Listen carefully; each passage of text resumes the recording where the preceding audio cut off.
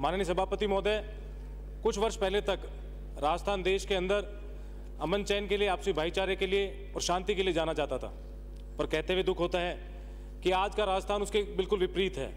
क्योंकि आज का राजस्थान देश में अपराधों में नंबर 1 पर है, महिलाओं पर दुष्कर्म के नंबर 1 पर है,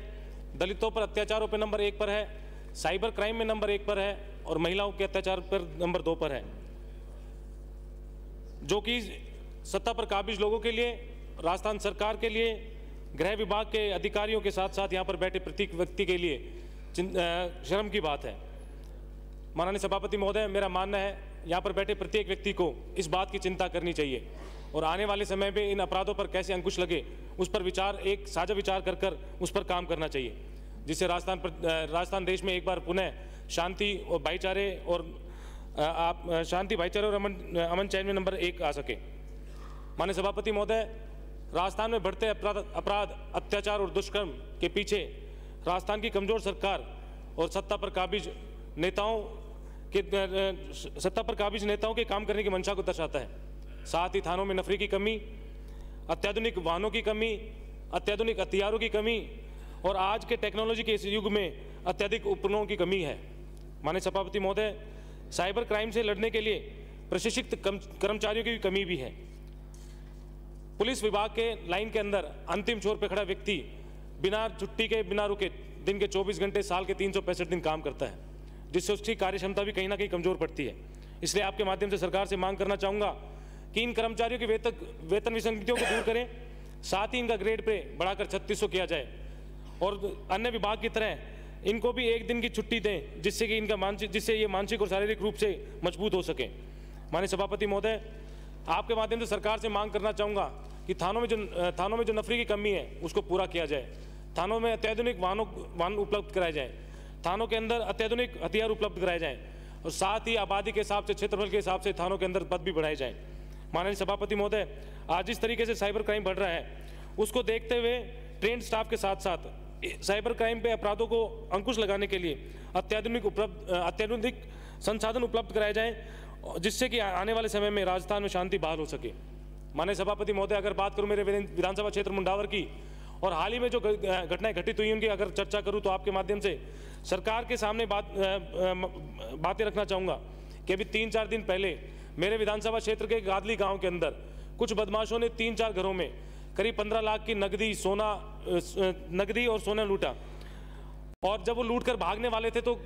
एक लड़का है जिस अंकित राजपूत, उसकी आंख खुली तो उसने उन व्यक्तियों में से, उन लुटेरों में से एक व्यक्ति को पकड़ लिया। उसके अन्य साथी आए और उस पर उन्होंने देसी कट्टे से फायर किया। भगवान का आशीर्वाद ये रहा कि वो जो गोली चली वो उसके कंधे पर लगी और आप भगवान के आशीर्वाद से आज वो सुरक्षित है।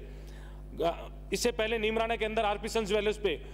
वहाँ पर जो धर्मवीर सोनी जी उनकी दुकान पर जाकर कुछ बदमाशों ने देसी कट्टे की नोक पर उनके वहाँ से करीब 2 करोड़ रुपए के सामान की लूट करी।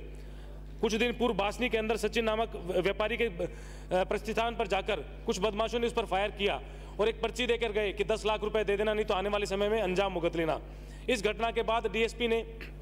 वहाँ के डीएसपी ने उनको आश्वस्त किया कि जब तक ये सभी अपराधी नहीं पकड़े जाएंगे उस क्षेत्र के अंदर 24 घंटे पुलिस गश्त कराई जाएगी। पर आज पता करने पर पता चला कि 2-3 दिन बाद ही 2-3 दिन तो पुलिस गश्त हुई, उसके बाद वो गश्त वहाँ से हटा दी गई। इसलिए आपके माध्यम से सरकार से मांग करना चाहूँगा, मेरे विधानसभा क्षेत्र का एक लंबा हिस्सा हरियाणा सीमा का लगता है, इसलिए हरियाणा सीमा से लगते हुए गाँव कांकर, राम सिंहपुरा, गादली, दादिया, सीलगांव और बासनी के अंदर 24 घंटे पुलिस की गश्त कराई जाए, जिससे आने वाले समय के अंदर वहाँ पे अपराधों पर अंकुश लग सके। साथ ही मुंडावर के अंदर एक पुराना थाना था, नया थाना मुंडावर से बाहर स्थापित हो चुका है। पुराने थाने को पुराने थाने पर चौकी बनाई जाए, क्योंकि थाना दूर होने की वजह से वहाँ भी हमेशा अपराध होने की घटनाएं होने के डर बना रहता है। इसलिए आपके माध्यम से सरकार से मांग करना चाहूँगा कि हरियाणा बॉर्डर से लगते हुए सभी गांवों के अंदर पुलिस चौकी स्थापित की जाए, जिससे जो अपराधी है अपराध कर वापस पुनः हरियाणा की तरफ ना भाग सके। साथ ही जो सोडावास अजरका में चौकी जो स्थापित है, आपके माध्यम से सरकार से मांग करना चाहूँगा उन चौकियों को थानों में क्रमबद्ध किया जाए। माननीय सभापति महोदय, कुछ गाँव ऐसे हैं जो अन्य थानों के अंदर जुड़े हुए हैं, पूर्व के अंदर सड़कों के माध्यम से आपस में जुड़े हुए नहीं थे, इसलिए दूसरे जो नज़दीक थाने थे वहाँ जुड़े हुए हैं। आज सड़क तंत्र मजबूत होने की वजह से जो दूसरे थाने उनके नज़दीक आ गए। इसलिए आपके माध्यम से सरकार से मांग करना चाहूँगा, सामदा में बदीन पंचायत को और हटुंडी के गांव हटुंडी पंचायत के गांव चूटला को हरसौरा थाने से हटाकर मुंडावर और ततारपुर के अंदर जोड़ा जाए। साथ ही मातोर को खैरतल से हटाकर ततारपुर थाने में जोड़ा जाए और कुतिना पंचायत को मांडन थाने से हटाकर शाहजहाँपुर थाने में जोड़ा जाए। माननीय सभापति महोदय, मेरे विधानसभा क्षेत्र के 3 मुख्य कस्बे हैं, मुंडावर, शाहजहाँपुर और नीमराना। 2 कस्बों में तो बड़े औद्योगिक क्षेत्र भी हैं और वहाँ पर भारी वाहनों का आवागमन भी बहुत अधिक है। इसलिए आपके माध्यम से सरकार से मांग करना चाहूँगा कि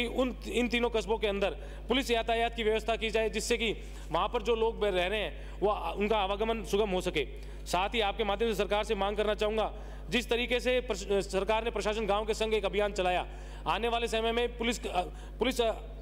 आपके संग भी एक अभियान चलाए, जिससे पुलिस महकमा आम आदमी से, आम व्यक्ति से जुड़ सके और जो उसकी समस्याएं हैं वो सुन सके और आने वाले समय में उन समस्याओं का समाधान कर सके। इसलिए आपके माध्यम से सरकार से मांग करना चाहूँगा कि आने वाले समय में पुलिस आपके संग अभियान चलाकर जो अपराध हैं और जो अपराधी हैं उन पर अंकुश लगाएं और आने वाले समय के अंदर अभियान चलाकर सभी को सुरक्षा मुहैया कराएं। आपने मुझे बोलने का अवसर दिया, आपका बहुत बहुत धन्यवाद।